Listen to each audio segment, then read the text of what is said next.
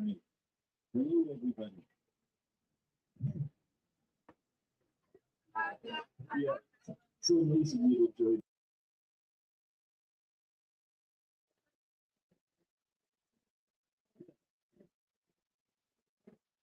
My name is Mark Terry, and I'm the Executive Director of the UNFCC's Youth Climate Report, a partner program aimed at amplifying the voice of youth through film since 2011. I'm also a professor of environmental communications at York University and local Laurier University in Canada, and I'll be serving as your moderator today. So the panel is titled Storytelling for Climate Resilience, Empowering Youth for Local Adaptation and Peace. So we're going to look at two interconnected global threats, climate change and conflict, and how young activists such as those on the panel here today are leading the way to shift our world from climate collapse and war towards climate justice and sustainable peace. So I'd like to briefly introduce our panelists that are with us today. First, on my left here, we have Nazreen Al-Sayed. Nazreen is the former chair of the UN Secretary General's Youth Advisory Group on Climate Change at the UN Secretary General's Office, and currently is the Executive Director of the Youth Alliance for Local Adaptation and Peace. And next to her, we have Kasia Sequoia Slater. Kasia is an award-winning documentary filmmaker. At the tender age of 15, she founded the Global Sunrise Project, a positive impact media organization which leverages the power of storytelling to create social change through documentary screenings, photography exhibits, and education workshops. She is currently in production on her new film, 1.5 Degrees of Peace, a film we're all excited to see at next year's Climate Summit COP31. So let's begin with the questions. Nazreen, we're going to start with you.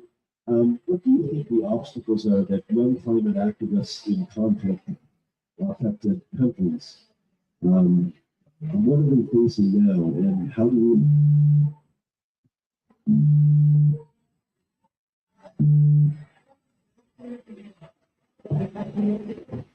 Thank you very much, Mark, and good morning, everyone. Good morning, Samantha. I think there are actually many obstacles that's facing young people, young climate activists from countries in conflict. But I would like to put them in two main categories and then subcategorize them. So the one main category, the first one is the problems that are facing them externally, so outside, from the outside. And by that I mean, for example, as a Sudanese, it did not really matter that this is my 12th club. It did not really matter that I was advising the SG. It did not matter anything. The only thing that mattered that my passport is Sudanese, so I got 2 times rejections for my visa to come to COP30. And of course, there's a lot of young people from the alliance that I'm leading at the moment have the same situation. Of course, funding is a huge problem, especially when COP is being heavily priced, such as this one. And the previous ones also, some of them were crazy in amounts. But there is another problem is there is a huge racism, unfortunately, but the racism is even in the cases. So, for example, as we are speaking, there is a lot of attention to some issues just because it's related to white people, while the same issues that the Black communities are still or African communities are facing, it gets less prioritized in speaking about and in the discussions and in the campaigns and stuff like that.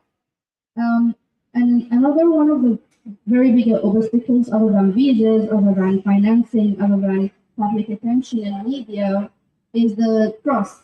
When you are working with an organization in Nigeria, for example, or in Colombia, or in, let's say, Afghanistan, especially in the current situation, then we are requested by far more documentations, guarantees, I call it guarantees, for us to do the project. I remember once we had to fill a 36 document to get a grant of 2,000 euros. And I was like, okay, what's this? Spending hours and hours for getting like basically peanuts. And it's not only about the money, but it's also about the message. It's not only about the money, but it's the message that this procedure sends. Like, how much do we have to prove that we will not steal the money, or that will not go into the wrong hands, or that we actually care about the communities that we live in? It is just this lack of trust is a huge problem, and our system unfortunately does not absorb something else. Now I will go to the internal problems that countries in conflict and young people in countries in conflict are facing. So one of the biggest issues is that suddenly, because there's a conflict, everyone thinks that climate change does not matter anymore, and as if the climate change will say, well, this country is having a hard time this year, I'll give them a break, and they come back next year, which will not happen. It will still continue. But then everyone thinks that they have bigger fishes to fry, and they don't know that the actual whale that will take everything in is actually the climate change, and they're not taking it into account. So every time as a climate activist, when we speak, they say, "Oh, it's not your time. Let's finish this first," and nothing finished, but only the suffering of the people increase. And there is, of course, another problem, which is the safety and security of the climate activists in the context of conflict. I remember in Bangladesh when they started to have the uprisings that they had. It was a huge problem to protect the climate activists because they were very prominent, and then everyone looked up to them.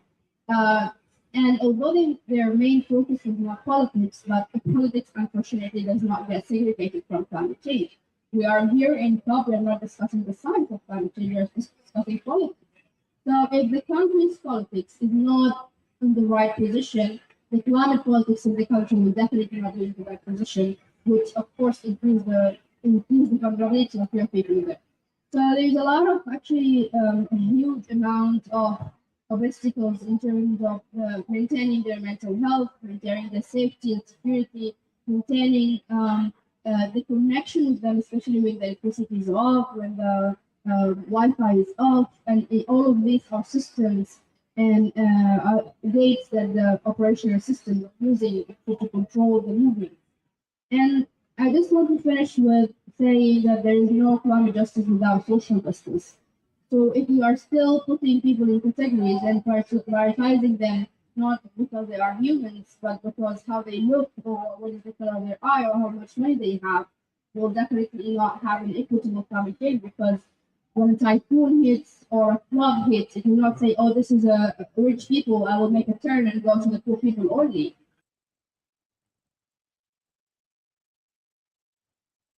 Or a safety net that will enable them to recover the incident or recover the climate shocks that will happen, while the wealthiest people or nations in this case will rebuild in like 2 minutes, you know? And we are talking all about climate justice, but let's talk about climate justice in terms of who actually made this problem, climate change, is the same colonizing countries that are continuing colonizing us, even if not on paper, but through other ways of colonization. I mean, it's everything is very much connected, and it's high time to stop acting like ostrich and burying our heads in the sand, saying, "Oh, climate change does not have any ties to one or two or three problems because they are political or they're social and everything is interconnected." And this is something that climate activists from countries in conflict are clearly saying everything is connected and we have to look at everything in a holistic way and holistic approach. Thank you. Really well put, Adrian. Thank you for that. We also have a new panelist that just joined us. I should introduce, and that's Laura Aladir. Laura is a youth climate activist from Khartoum in Sudan, and she has worked with Young Road, the official youth constituency of the United Nations. And on the national level, she was CEO and founder of an initiative focused on tree planting and advocacy for climate change, having planted 2,000 trees and advocated for 7,000 students about climate integration. Welcome. Thank you, Nathan. Okay, we're just going to move on to our next question, and that's for Pasha here on that up. Pasha, how are climate and conflict narratives currently portrayed in the media? And how are you approaching storytelling to shift these narratives? Thank you. So a huge barrier I find as a storyteller to getting people engaged in climate justice activism is the way that we position these narratives. We're used to seeing sensationalized storytelling. We know what bombings and floods look like, and it almost feels like similar to what Nisreen was saying. How do you have to convince people that climate change or conflict is affecting people's lives? I think mainstream media thinks you need to see it to believe it, to see if the actual disaster itself. With documentary storytelling, we're changing things a little bit. We're used to this narrative of climate change is this big bad that's inevitable. It's down the line. It's going to end our lives one day. But for communities that are already impacted by it, it's already ending their lives as they know it. They have to adapt to a completely new way of life. As you put it. But for those of us who haven't experienced climate change or conflict yet, how do we connect to that feeling? How do we connect to the urgency that it is actually here on our doorstep? So with the film 1.5 Degrees of Peace, we're following two young activists, Nisreen is one of them, and then Ki'inani Rosario from Hawaii, who's a demilitarization activist. With their stories, I feel like, we started with the film being an essay-style explainer of the connection between the two issues. But it wasn't really hitting people. We would talk about climate change and conflict and militarization being linked, but nobody could really grasp it, or they didn't really want to think about it. And so the undeniable truths are the things that we all have in common. We all need food to survive. We all need water. We all need stable housing. We all love something. We've all lost something. And so with the film, it's just as much about our universal experience that we can see through these two young activists. So what does it feel like to lose a place that you love? To connect to that actually very concrete feeling of grief, the way that you would for a loved one. You can't revisit the places that have nurtured you as you grow up, or you always have this feeling of longing for the thing or the person. How do you return to home when you can only preserve it as a memory? We want to protect our environment before people have to lose. It might be inevitable that you lose somebody you love. We're all going to die in life, but we can prevent climate change from taking what we love the most. And so it's about their activism and their resistance, but what makes home home? The symbolic cultures, the friendships, the smells, the tastes, all the sensory things that we can actually understand when we see them because we felt that. And so shifting the narrative, it shows us that maybe while hope feels like difficult to grasp for, because we're always told to have this empty optimism as young people, like what gives you hope? What gives you hope? Give me hope. Ease my stress. Ease my pain. But we're not necessarily hopeful. We are courageous.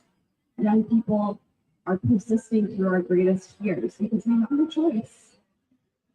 We have to. Otherwise, we're going to become nihilistic, and we're going to become like all of those in the decision rooms making decisions as if our future is already written. So we have to rewrite our future. We have to reclaim the narrative, because it's the only way that we'll mobilize to preserve our planet and to protect each other. That's the only thing that we have left to do. And so my job as a storyteller is both, translating that feeling and then getting people to take action beyond what a screening can do. because the screening will connect you, and sometimes you'll face criticism like, you didn't show this in this sensationalized way that I'm used to. But you can connect to the feeling, connect to these young activists and what they experience and what they have to tell you. And then you'll feel moved to take action. So pairing those, that experience of the film screening with educational resources, give people ways that they can actually join the movement and take action. So that's my job. And I would really love to share the newest version of the trailer that we have for the film. And so yeah, we'll cue it up here.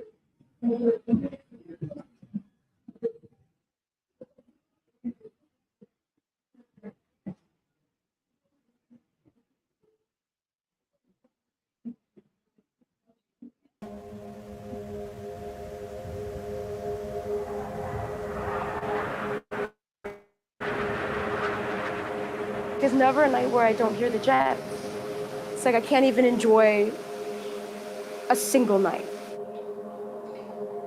I was deeply sleeping in my room with my husband and my kid. Suddenly, we heard something explode. I looked at my husband, what's happening? He said, I think the war happened.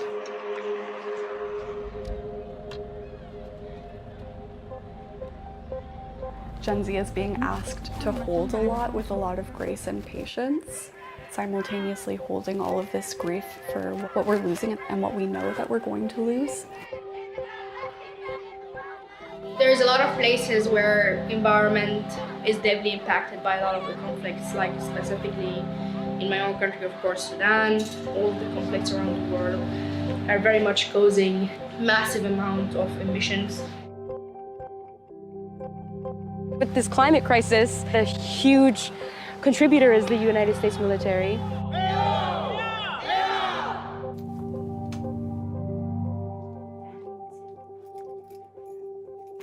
And look at this map of the military-controlled areas in Oahu and then Hawaii Island. There's way more red areas now.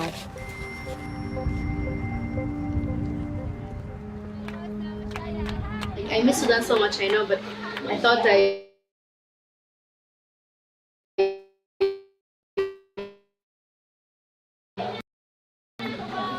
I'm just pretending. I don't have the privilege of losing hope.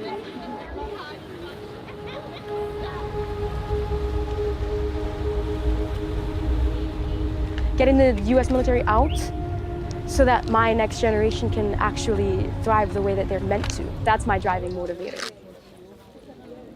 We're talking about climate crisis, but if we waited until everyone really experienced the climate crisis, then I'm not sure we would have a world.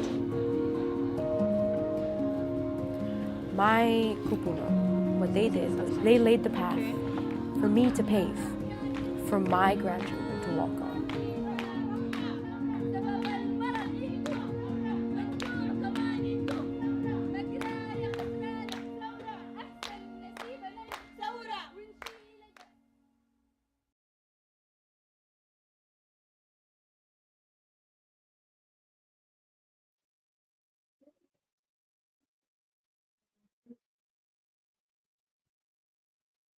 Thank you for that amazing trailer, Catherine. It's very promising to see films made in this sort of style, because most climate documentaries, as you know, are full of gloom and doom, and this is actually very helpful. I mean, it's a personal story of a couple of young people going through this crisis. So I think it's a very unusual climate documentary that way, and as such, it's needed. There's been a bit of a gap in these kinds of stories, so I think this storytelling is very important. So thank you for doing that thing. We look forward to seeing you at the next talk. And you got pretty well. Okay, continuing on our panel here, I have a question for Roy. And that is that, can you tell us how you're using digital spaces to unite climate resilience and peace forward?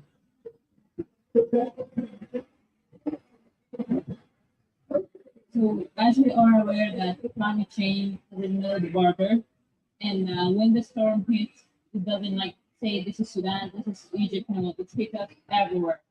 And because the only space that there is no border is the digital space, you cannot see differences between the connection. You can't easily connect everyone. So that is why what makes the digital space the easiest and the best method for us as activists to connect together, to connect our issues, and also to find solutions together.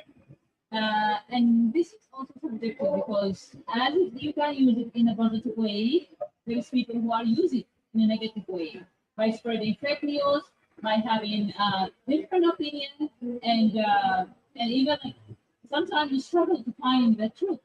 Oh, I should believe. So as it makes life easier for many of us through networking, through connection with each other, with knowing like what is happening in the other half of the planet, but also it may be the reason that some war, like for example, what is happening in Sudan, no one know about it because there is people who try using the digital space to make it unforgettable. And at the same time, you can find other crises which is known because there is some hidden agenda for this crisis to be known for everyone to emphasize. So it's like there is two different ways. There is positive, there is negative, there is people who are pushing for the truth, and there is also people who are paying money for the truth to be hidden from the audience. So that is why when you are choosing the digital space to make sure that you are using the right method, and also for you for the activists you for amplifying our voices to always speak. Some people they say what it makes sense, like if I publish a post in Instagram or LinkedIn, is making sense. Yeah, it's going to make sense.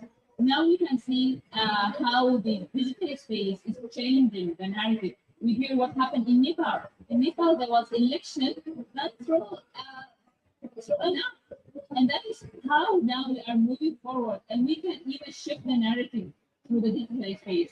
And also, it's also can be a way that people now they are changing their mindset in a negative way because again there is also the fake news, there is also the like for example what is happening in Sudan now, so many people they speak it's a civil war. It's not a civil war, but because so many media they're trying to show that the civil war is just two generals fighting, but no, this is not the truth. And also when you compare now we are like right now there is so many wars happening, Sudan, Ukraine, Congo, Brazil, but we only hear what's happening in Palestine because again, it's a digital space that some people want this news to be shared, to be shared publicly, and also there is people who are trying their best to make that what is happening in Ukraine, no one know about it. So yeah, the digital space is at its being very effective in our activities, but also sometimes it's make up for like Yes, it's very true. It's a wonderful technological advancement in communications, but it can also work against us too. So I guess on that note, I would like to ask the entire panel a question. How do we work around that? How do we recognize social media and other forms of digital media reports that are full of misinformation and disinformation? But how do we separate that from recognizing reports that are truthful and journalistic? You know, in the days before digital media, journalism always had an editor for the newspaper, or they had a producer for a TV news broadcast. They were the guardians of the truth, right? If somebody made a mistake in the report, the editor or the producer would catch that and would make sure that whatever went to air was actually truthful. But we don't have those safeguards anymore because everybody is a digital reporter. And so they're not answerable to anybody.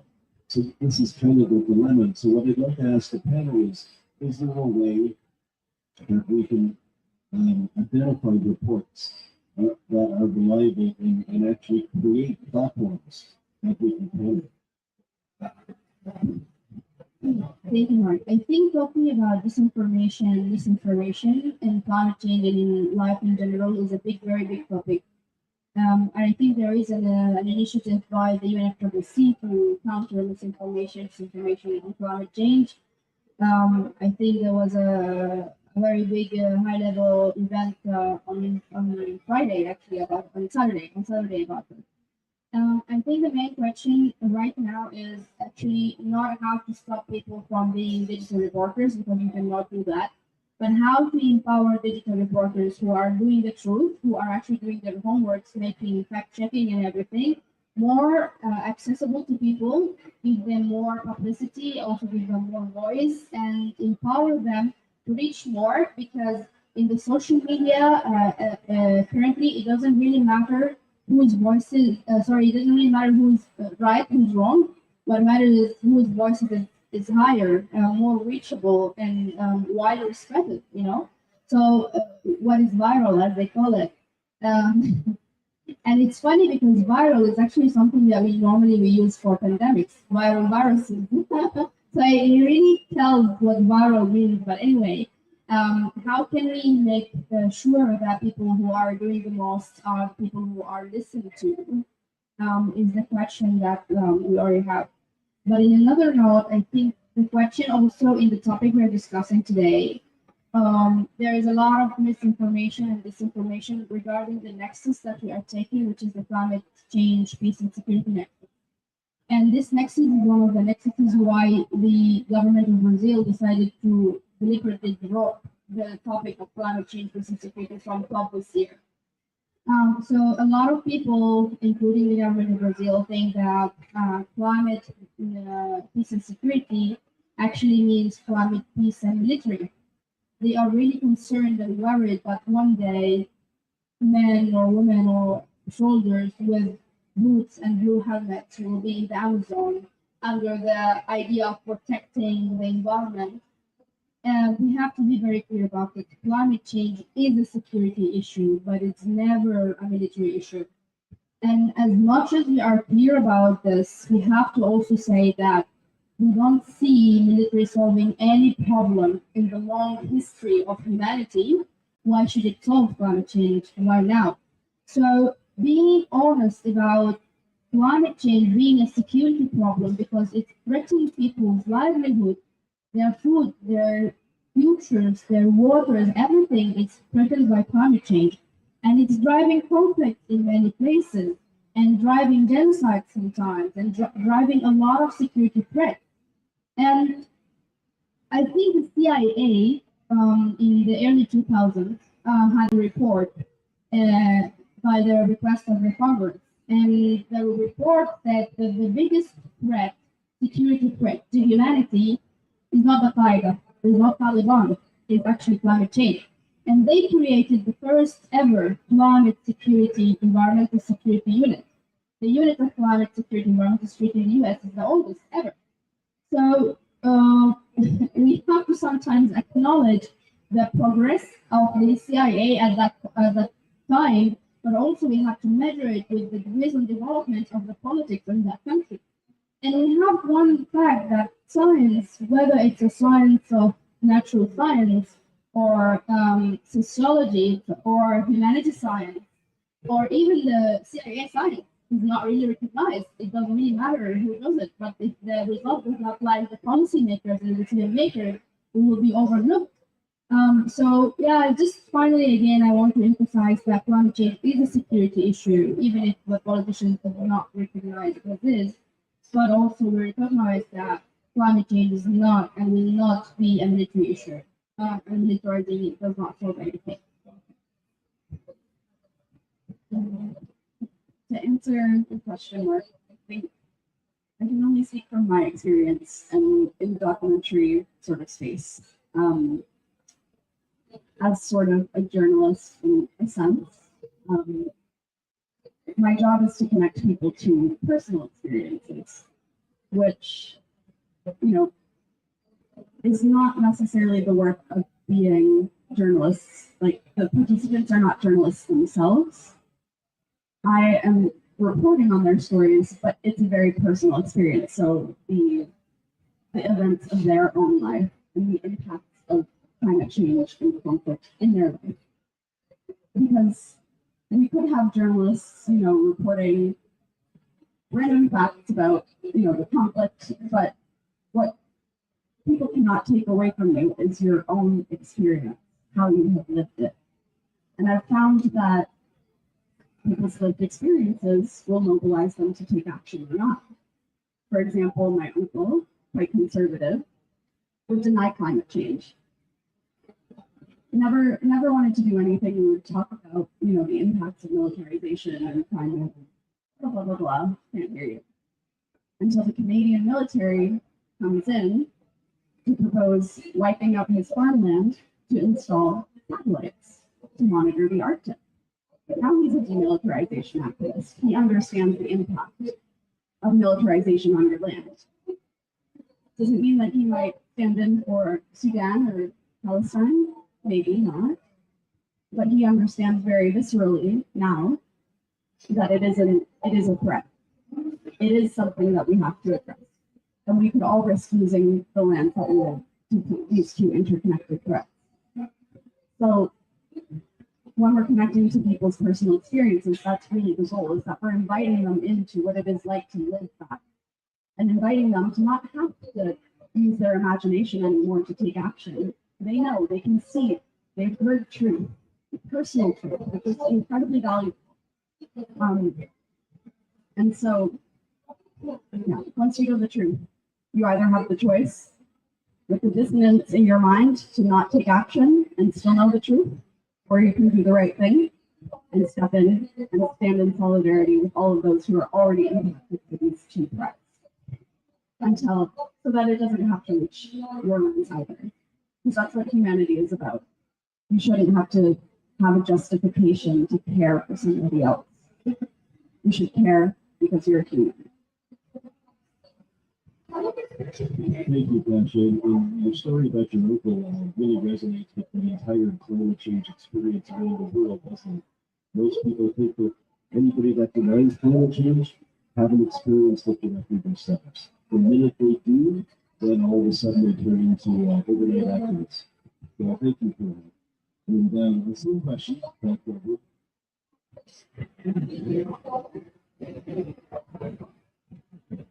Thank you so much. And I think I have the same story for Ohana Kazi. I was one person that always feel that when I was younger, I feel that no need for politics.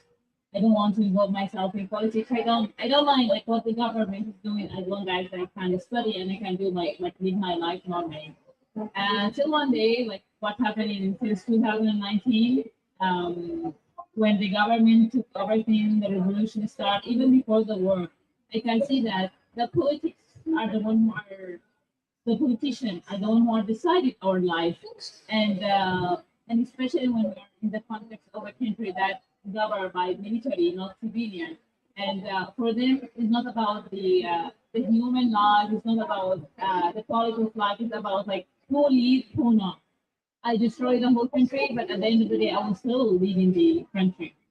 And that is why now I can see like what is militarization and why when in 2019 I hear people like talking about no military control the country, I was like, they are Sudanese like us, like why everyone's fighting them? But they would say we found that yeah, definitely the militarization they cannot control the country. And then we start talking about the misinformation and echo what you mentioned that yeah, always there's people who are supporting the misinformation, but also what we can do the thing that we can control, we can empower the activists, we can empower the resources that they can share the accurate information. And the climate report is one of those initiatives that are supporting the youth who are working on the journalism to make accurate report and also to do capacity building for them. So they know how they can, even everyone is not about like studying or having everyone who knows who has fun, have access to internet, can be a reporter. But the matter will be how we can capacitate you so you can be the voice that you can report and share the accurate information. So the most that you can work is the capacity building, and then also become the gap and the barrier that we face from the language barrier, the access barrier. No one now in those, especially those countries, the marginalized community, they don't have access to internet. So how we can amplify their voices when they are not having access to internet? And that is why the 1.5 degree of peace fill that gap because those activists, those families who were in Uganda, now they, and that's the issue that they don't have access to internet. But through the movie, we amplify their voices. And that is why we need more film, we need more projects that amplify the voices for those who cannot be here and take, but also to make sure that we amplify the correct voices and not playing and putting hidden agenda and distributing misinformation. Thank you very much. Very well put. And just to have me say on this question, the approach to documentary filmmaking that Pasha takes and what a lot of successful documentary filmmakers do in tackling climate change is they make it in a mode that's known as participatory. And what that means is you get involved with the people that you're interviewing and showcasing within the film, but you have them actually participate in the production of it. So they see the clips that you shoot, they participate in the editing process, and that way you have a proper representation of that person's story. You know, like when we go into a culture that's not our own, we can't very well represent that honestly, not because we have any known intent, but because we're not part of that community. So it's impossible for us to talk about that community when we're part of it. But by using the participatory mode, it's very successful in having the people tell their own story and make sure whatever you end up editing together in a film, that narrative is accurate. And this is one of the benefits of the Youth Climate Report. This is the platform that I developed with the CCC back in 2011. And the idea of that is to have participatory stories told by young filmmakers aged 18 to 35 from all over the world. And because of that, we now have a database of 1,200 films in representing 160 countries on all 7 continents, and that includes Antarctica. Right? So that approach is really good in being able to have the young people not only tell their story, but also the people that they're interviewing tell their story, because they get involved in this participatory style. And where the platform becomes useful, it has its most impact, is here at the top conferences. The policymakers use this as a data delivery system. It's an actual resource for them to watch these 3-minute little videos while they're considering the negotiations and bigger issues. It helps them have a visual context to a lot of the scientific papers or political papers that are written that are sometimes difficult for the average policymaker to understand. But by having a young person tell a story anywhere in the world where they can access a click of a button, it helps provide that very important visual context that gives them a more clear understanding of the issue of the policy regarding. Okay, so,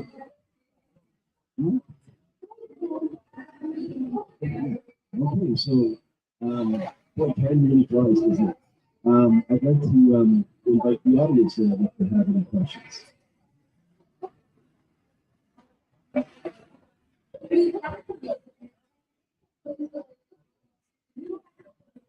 Or we can just keep talking here. Why don't we ask each of the panelists their hope for the future? What are their plans going forward? And see where we start from. Of course, we'll keep working on youth alliance for local education and peace, and trying to support the activists who are coming from countries in conflict all over the world. Of course, also trying to bridge a little bit of the gap, because there is a huge gap between young people in general and the decision makers, whoever. I call them the power anchors of the world somehow. Although they don't anchor the world, but they anchor the power. But specifically, young people from countries in conflict have even bigger gaps and needs even bigger bridges and more stronger bridges.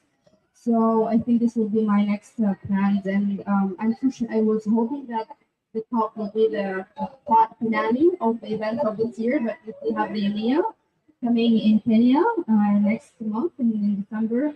And yeah, having this connection again in Guinea, I think is going to be fruitful for a lot of people, especially that there is not only about climate change, but it's about the ecocide and environmental crimes, which is even bigger concerns for a lot of people, especially in countries of conflict. I mean, in DRC alone, like whole forests are being diminished because of the conflict, and not because of a good reason of protection of people or something, but because they cannot see well when there's a lot of trees. But yeah, I think this will be my immediate next step, and then we'll see next year how can we promote the agenda back at top. We want the agenda back at top. We need the agenda of climate change, peace, and security back at top, and it's a lot overdue. And I think this year was a huge step backward. Although a lot of activists are trying to push for the agenda, I think there was people who monitored how many events each topic or agenda item have its top, and climate change and security had only 10. With this one, I think it's 11. So it mattered in 2 weeks. So I think, yeah, having the agenda back and the peak, looking forward also to work with the next top presidency, whoever will take it, in order to, from the beginning, give them the right information and confirm them that climate security doesn't mean climate military. So, with peace and security being off the official agenda at COP, we have this imbalance. We're seeing as conflicts are increasing around the world is arming up, we're spending more money on military, and somehow there's not a whisper of it in the halls among the negotiators. That's erasure. It's not just, oh, we forgot peace and security. No, it's a deliberate act to silence the voices of those who have experienced conflict and militarization, because what is at stake? Profit. There's $2 trillion spent annually on militarism, fighting conflicts and wars, and somehow in the Paris Agreement, it's only voluntary that militaries report their emissions. And it's not just about emissions here. It's about our food systems, our water sources, our air, the places that we love that are being wiped out by both climate change and militarization and conflicts. So my hope is that we can get serious, we can change the narrative away from this idea that we'll always need to have this militarized form of security. Because when we're scraping our pockets for climate finance, there's $2 trillion that could be used to better our planet and make lives easier, make our planet peaceful and sustainable systems that we actually need. So why are we avoiding this question? Why are we avoiding this conversation? It's a difficult one to have. And it means that we have to get uncomfortable and divest from systems that have given us an illusion of safety. So yeah, that's my hope, is that we can actually change the narrative and see and stand with people who have experienced this firsthand. Because that's often the problem with the difficult conversation. Someone needs to start it. And the people sitting on the panel here are exactly those people. And making films like 1.5 Degrees of Peace is an excellent way of putting out there a conversation starter. You can't very well watch the film and say nothing. So thank you all for that. It's really important. How are you doing on time? Oh, I'm sorry.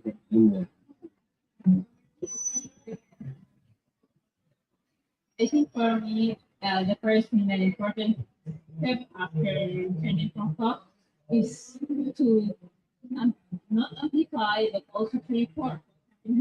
Because I have been following, this is my third UNFCCC COP and second 5 COP in general, and I never see very few delegation for use like this year. So now we have a mission that to complete. We need what happened here to be shared with them.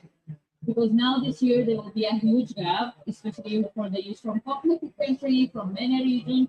they are barely here. Some countries like Syria, like Libya, they are not even the country at all. So this will be the first task for me, like after returning from here, how I can take back with me everything and report it in the best way and make sure that they are following what happened and now they are getting prepared and not this gap that it's I don't know if what is eventually made or not, but anyway there was a gap compared to what a huge gap of activists who had been in the process for the past year. But we need for us this is our task to fill this gap and to make sure that next year there will be youth more represented and the voices are there and also be here and always make sure that their voices here they are not in the room but make sure they are here. So I think this is what I'm going to do directly after and then taking a break for a while because always as a youth and activist as we care about the planet, as we care about what's happening in our community, but also we need to care about ourselves and it's been a tough year as of here. So and also encouraging Serene and Kasia also after COP to take a short break and then get ready for COP 31 either Turkey or Australia. All right, wonderful. It's very important, I think, when you're caring for the planet. You cannot forget to take care of yourself as well. So it's a very good thing. All right, we can have a bit of time for some questions from the audience. No, we don't? Okay. All right, well, thank you very much, panelists. Thank you very much for participating today at Top 30. And by all means, everybody check the various websites of everyone. The UN report website is tiny.cc/UNFCCC and 1.5 degrees of peace.com. Okay, so please check them out and support the various projects. Thank you very much and have a great day.